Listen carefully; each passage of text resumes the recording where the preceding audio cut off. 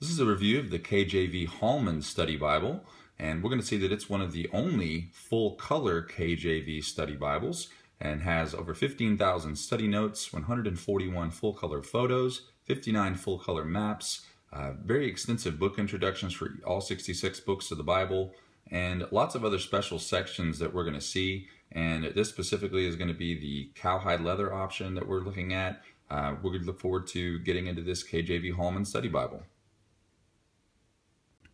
Continuing our review here of the Holman KJV Study Bible, this is the gift box that it comes in, of course, and you're going to see there at the top the only full-color KJV Study Bible, and we're going to see what that means and what some of those features entail.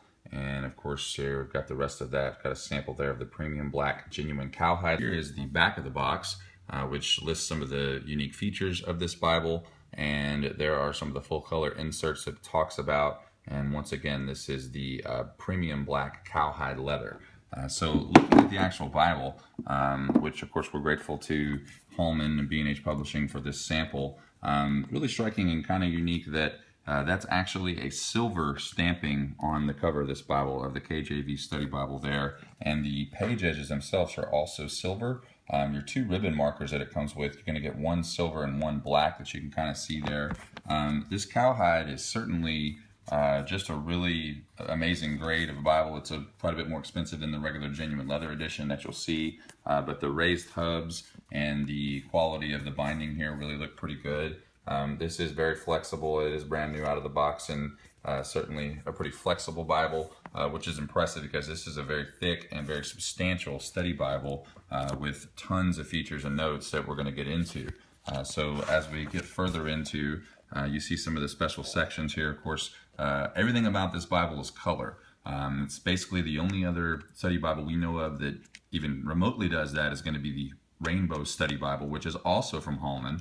So here you see even the presentation page and essentially your family record section, all of that is done in this full color and the really nice white and red there, section for the births. And so as we continue going here, really beautiful full color page there.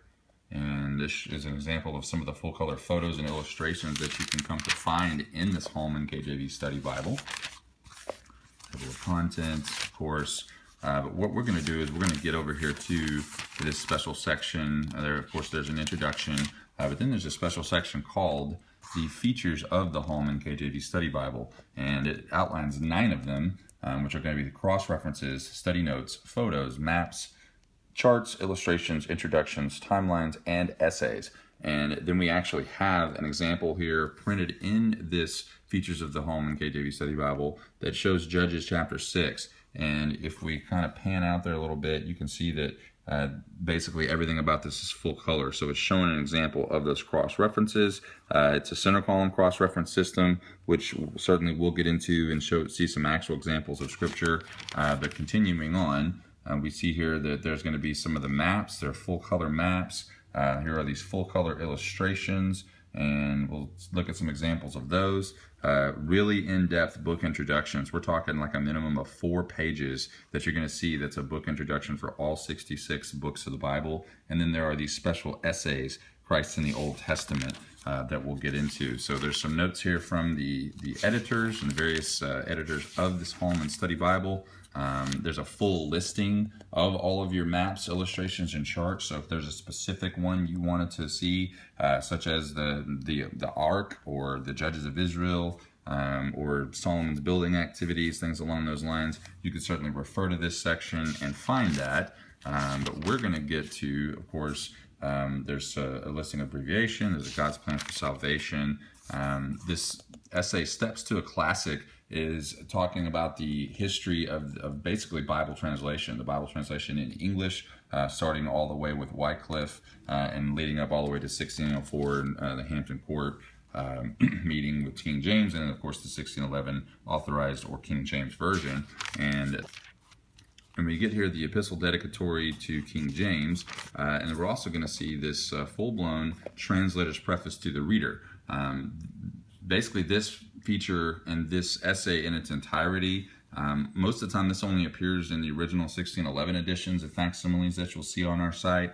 So having this entire thing written out in regular we'll call it 1769 Cambridge English, is actually very helpful and certainly is worth reading about the translator's preface to the reader there, and which was the original translator's message in 1611 to anyone who is going to read the King James, and certainly worth checking out. Once again, we still haven't even got to Genesis yet. We're already to another special essay on how to read and study the Bible.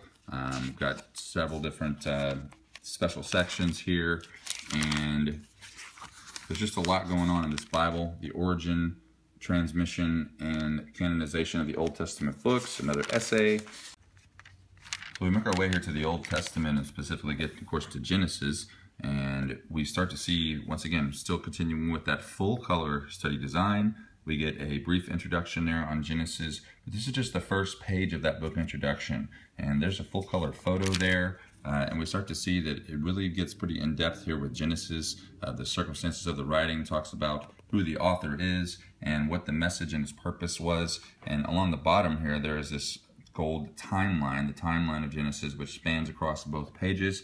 And we're still seeing more of that book introduction there. And again, this is just really extensive, especially on Genesis. Of course, it is the first book and it is the creation story. So there's a lot to cover there. Then you also get to see this extensive outline.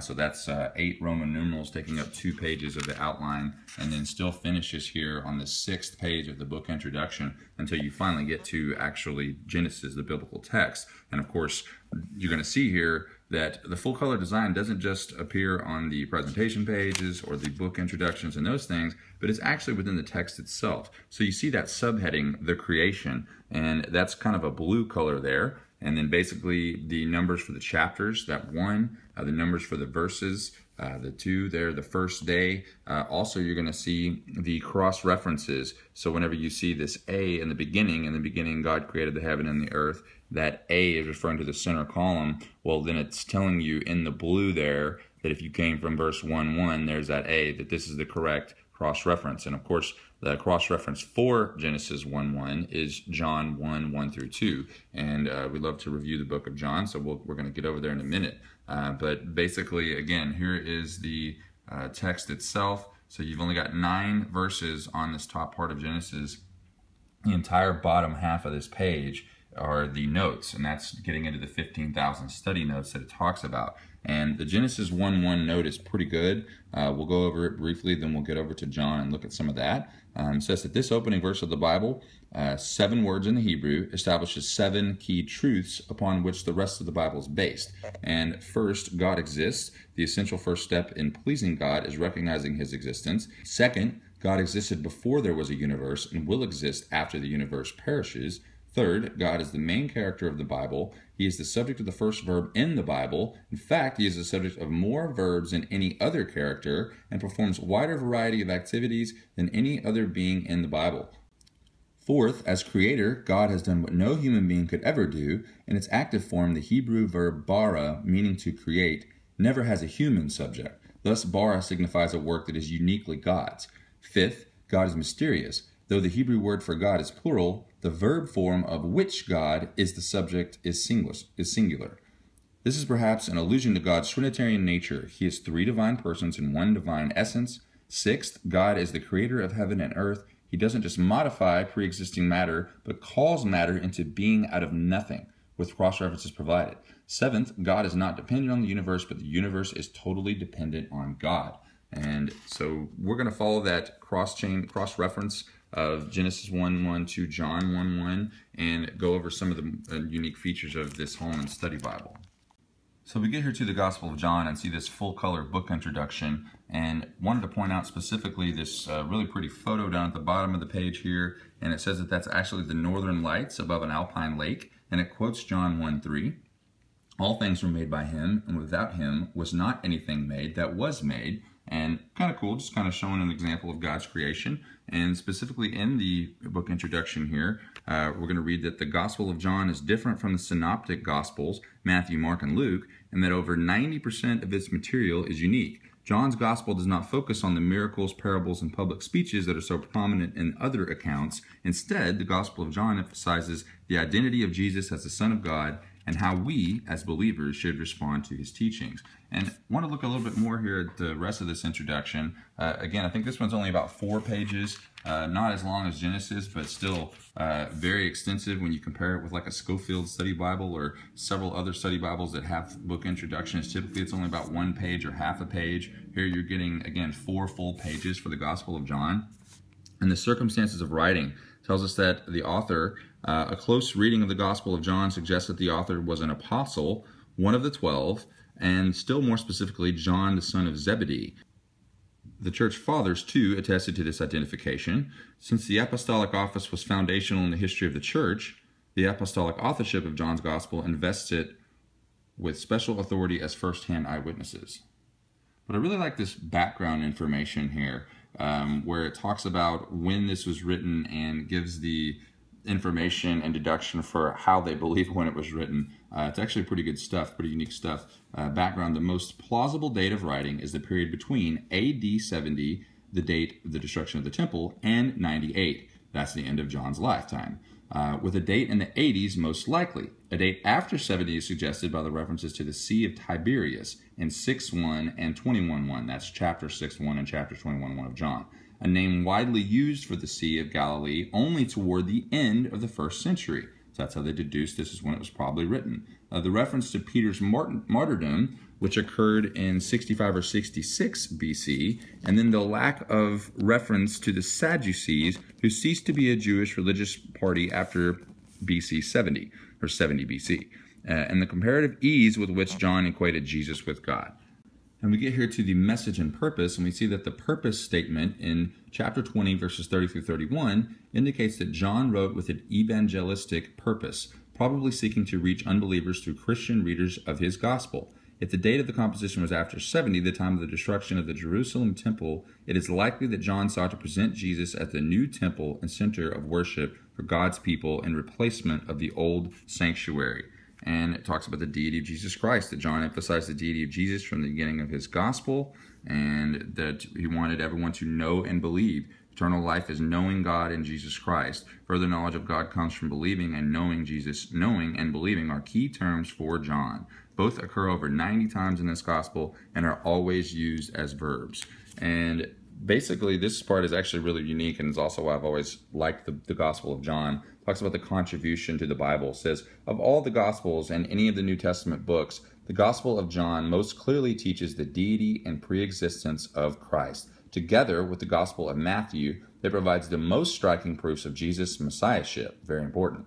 It does so by narrating 7 messianic signs, by 7 I am statements of Jesus, and specifically there by specific fulfillment quotations, especially at Jesus' passion, and by showing how Jesus fulfilled the symbolism inherent in a variety of Jewish festivals and institutions. Jesus' messianic mission is shown to originate with God the Father, the one who sent Jesus, and to culminate in his commissioning of his new messianic community and the power of his Spirit. John's Trinitarian teaching is among the most overt presentations of the triunity of the Godhead, Father, Son, and Spirit in the entire New Testament, and has provided much of the material for early Trinitarian and Christological formulations in the history of the church.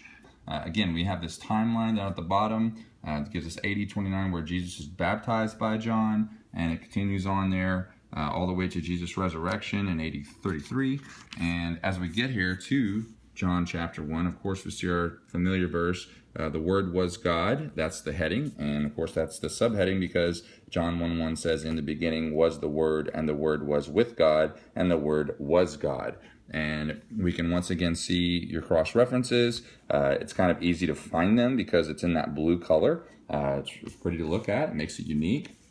The note here down at the bottom on John 1:1 through 18 says that John's prologue presents Jesus as the eternal, pre-existent Word became flesh, and as the one-of-a-kind Son of the Father who is himself God. Jesus culminated God's plan of salvation. Previous to Jesus, the plan included God giving the law through Moses, his dwelling among his people in the tabernacle, and the sending of John the Baptist. The prologue introduces several themes that are emphasized later in the gospel, including Jesus as life, light, and truth, believers as God's children, and the world's rejection of Jesus. Continuing with the full color theme, we're here in John chapter 3 and 4, and we see this full page, full color in-text map about Jesus' journeys from Galilee to Judea. And we actually get a legend there showing that a red arrow is going to be the travels of Jesus, and the green arrow is the route to Jerusalem through Perea. And we can see here again, that takes up the entire left page, so it's not just in the back of the Bible, like you see with most study Bibles, but here we have an actual in-text map here in the book of John. And we see here where these journeys actually start up here in Upper Galilee, and it starts there in Capernaum and travels through Lower Galilee, and then through Samaria, of course down south here to Jericho and Judea, and there's Bethany, which is north of Bethlehem. We see Jerusalem on the map here, and it's just showing the journey of Jesus from Galilee to Judea, and it's a really cool feature of this Bible. Additionally, the Holman Study Bible has over 141 full-color photos. So we're here in John chapter 8, and we're going to see down at the bottom of John chapter 8 that this is a section of the Pool of Siloam discovered in 2005, and it says that the pottery indicates this section of the pool was in use in the 1st century. So that is literally the Pool of Siloam that John chapter 8 talks about, and you get a full color picture of it right there in the bottom of this Holman Study Bible, along with all the notes for John chapter 8.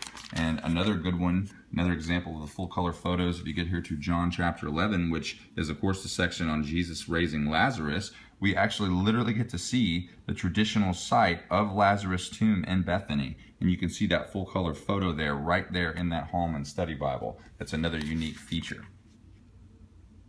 Another full color illustration example, we're here in 2 Chronicles chapter 6 verse 4, and this is Solomon's temple. And if we pan out here, we're actually seeing it from several different angles, and it tells me the top half of this illustration is Solomon's temple, the exterior view, which is looking west. You can kind of see that if you were outside essentially looking at it, there is the temple, and of course here's the mount and the fire for the burnt offerings. And then we kind of get this diagram that shows with the legend, here's the storerooms, here's the Holy of Holies, and this was the holy place. And then at the bottom here, it shows that we're actually getting an interior view looking west, and you can see the priest there, and you can see kind of an example of the interior there of Solomon's temple. Another full color example is going to be this book introduction for Acts, which shows a Roman aqueduct at Caesarea Maritima, and that's actually the photo that is literally of a Roman aqueduct, and another example of the full color features here in the photos in this Bible. As we finish up the review here, we get to Revelation. Notice that that's page number 2160. 2,160 pages in this Holman Study Bible, and it's still not even done yet. We get to the extra features and sections at the back of the Bible, the table of weights and measures there. This is actually pretty unique. I haven't seen this in a lot of King James Bibles. It's called the King's English, and it's specifically a glossary of terms used in the King James Bible. So you're kind of getting some alternate definitions or alternate words. So you see that abase is to humiliate or degrade someone. Abate is to subside or decrease. So if you have trouble with some of the King James Version words, similar to what you might see on the Defined King James Bible or some others, you can get to this section on the King's English. The King's English is the Bible Concordance, and it's a pretty extensive concordance. And of course, again, it starts there with the A's and for a base, and it's going to give you the reference there on the left and an example of the use of that word and where to find that in the Bible. And you continue through this pretty extensive concordance and come to the daily Bible reading plan. And the reading plan, there's a daily one. There's also one for, I believe, a yearly one. And then they also even have there's the 1-year daily Bible reading plan. And then we have a 3-year reading Bible plan, 3-year Bible reading plan.